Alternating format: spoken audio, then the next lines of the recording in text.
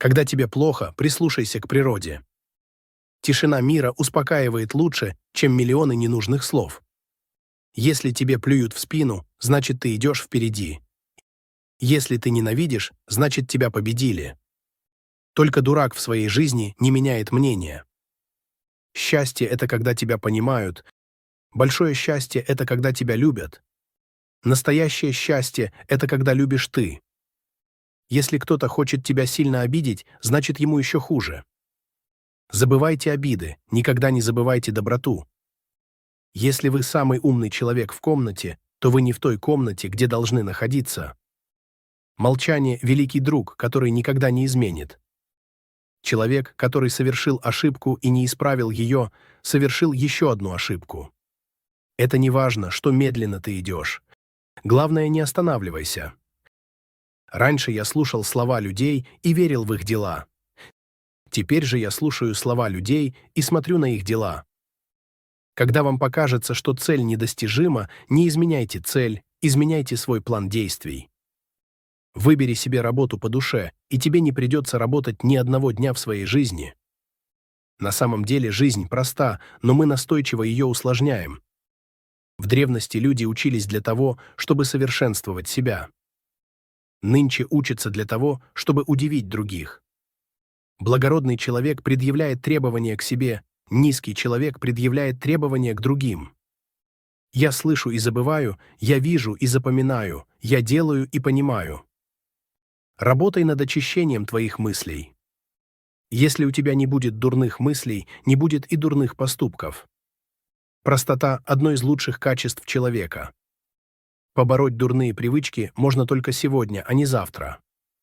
Самое прекрасное зрелище на свете – вид ребенка, уверенно идущего по жизненной дороге после того, как вы показали ему путь. Благородный человек знает только долг, низкий человек знает только выгоду.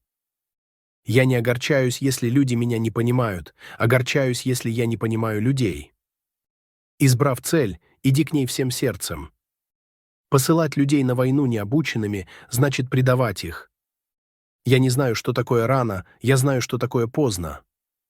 Красота есть во всем, но не всем дано это видеть. Уважать всякого человека как самого себя и поступать с ним, как мы желаем, чтобы с нами поступали, выше этого нет ничего. В стране, где есть порядок, будь смел и в действиях, и в речах.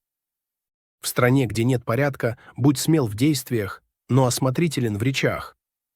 Когда стрела не попадает в цель, стреляющий винит в этом себя, а не другого. Так поступает и мудрец. Тот, кто, обращаясь к старому, способен открывать новое, достоин быть учителем. Бросая камень в воду, каждый раз попадаешь в центр круга. Благородный знает о своем превосходстве, но избегает соперничества. Он ладит со всеми, но ни с кем не вступает в сговор. Драгоценный камень нельзя отполировать без трения. Также и человек не может стать успешным без достаточного количества трудных попыток. Чем строже и безжалостнее ты осудишь себя, тем справедливее и снисходительнее будешь судить других. Благородный живет в согласии со всеми, а низкий человек ищет себе подобных. Величайшая слава не в том, чтобы никогда не ошибаться, а в том, чтобы уметь подняться каждый раз, когда падаешь. Посещать и слушать злых людей – это есть уже начало злого дела. Сердитый человек всегда полон яда. Перед тем, как мстить, вырой 2 могилы. Тот, кто желает сохранить добро других людей, уже сохранил свое собственное. Знать, что нужно сделать, и не делать этого – худшая трусость. Правильные поступки приводят к правильному результату. Настоящий философ свободен от 4 предметов – предвзятости, уверенности, упрямства и эгоизма. Благородный в душе безмятежен. Низкий человек всегда озабочен. Учитесь так, словно вы постоянно ощущаете нехватку своих знаний, и так, словно вы постоянно боитесь растерять свои знания. Я не понимаю, как можно иметь дело с человеком, которому нельзя доверять. Если в повозке нет оси, как можно на ней ездить? Каждый может стать благородным мужем. Нужно только решиться им стать. Слово должно быть верным, действие должно быть решительным. Благородный человек – это тот, кто сначала действует, а потом говорит. Идя в компании двух человек, я все равно найду, чему научиться у них. Хорошие качества я постараюсь перенять, а узнав о плохих, постараюсь исправить их у себя. Жаловаться на неприятную вещь– это удваивать зло, смеяться над ней– это уничтожить его. Очевидное редко бывает истинным.